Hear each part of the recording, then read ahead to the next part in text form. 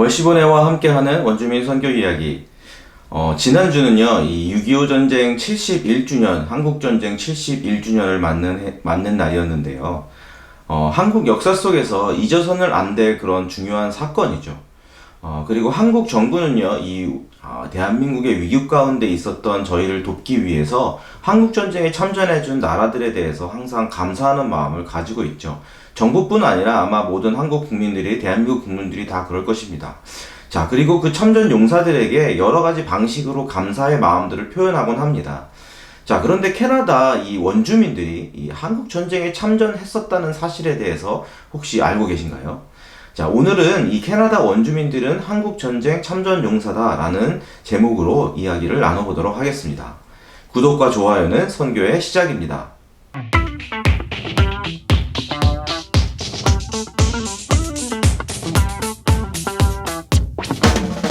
이 캐나다 원주민들이 한국전쟁에 참전했었다는 사실에 대해서 여러분 혹시 알고 계신가요?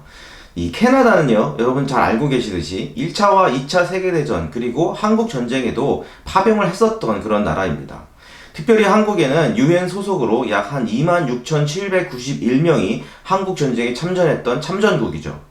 자, 그런데 잘 알려지지 않은 숨은 이야기가 하나 있는데, 이 한국전쟁을 포함한 2차 세계대전에 참전했던 참전 용사들 중에서 캐나다의 원주민들도 있었다는 사실입니다. 자, 캐나다의 원주민들은요, 대략 한 7천여 명 정도가 한국전쟁을 포함한 세계대전에 참여했었고, 또 원주민들의 그 용맹함 때문이었는지 전장에서 가장 최전방에서 전쟁에 참여했었다고 기록되어지고 있습니다.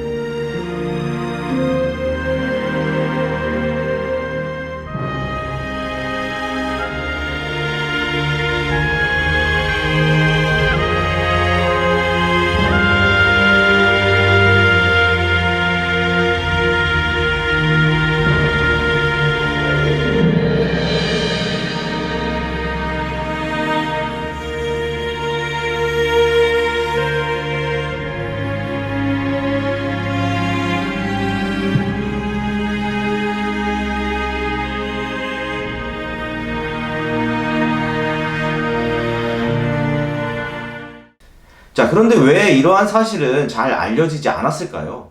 많은 사람들이 이러한 사실들을 모르고 있고 캐나다에서조차도 잘 기억되지 않는 것이 바로 이 원주민들의 참전 사실입니다.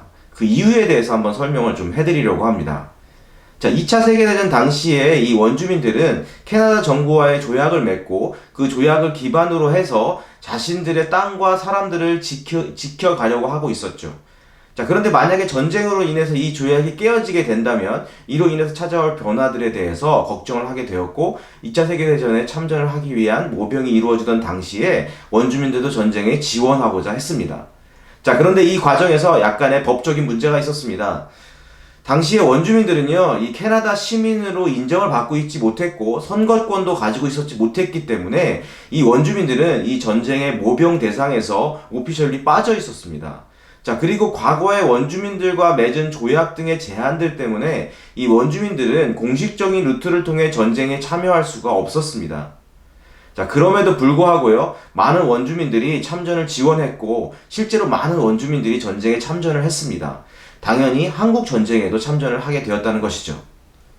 자, 위에 언급한 그런 이유 때문에요, 그 애매하고 복잡한 상황들 가운데 전쟁에 참전했던 원주민들은 참전 이후에 돌아왔을 때 다른 참전 용사들과 같은 동일한 대우를 받지 못했습니다. 이 많은 원주민들이 이 원주민 신분으로 전쟁에 참전할 수 없었기 때문에 자신들의 원주민 신분을 버리고 캐나다 시민권을 획득한 후에 참전을 하게 됩니다. 참전 이후에 돌아왔을 때 더 이상 이 원주민 신분이 아니었기 때문에 원주민으로서 어떤 법적 보호도 받지 못한 상황에서 살아가게 되는 그런 상황에 놓이게 된 것이죠.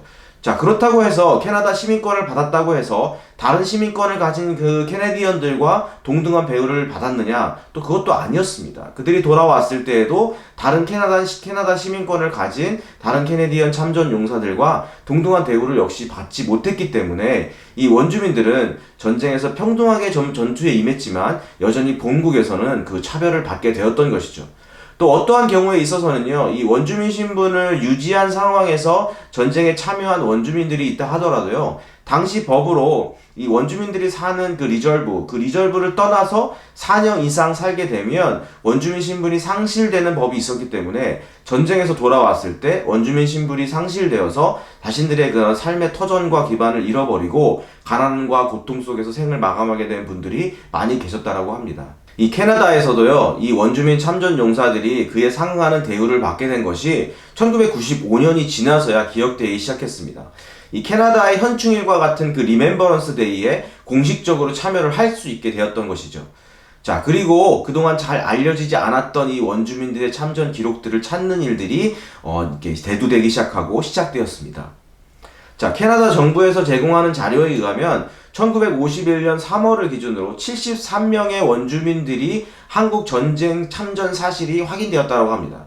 이 조사는 사실상 완결되지 않았고 그 이후에도 수백 명의 원주민들이 한국 전쟁에 참전했었고 특별히 전투 현장에 참전했었다라고 하는 그 추정되는 결과들이 발표되어지고 있습니다.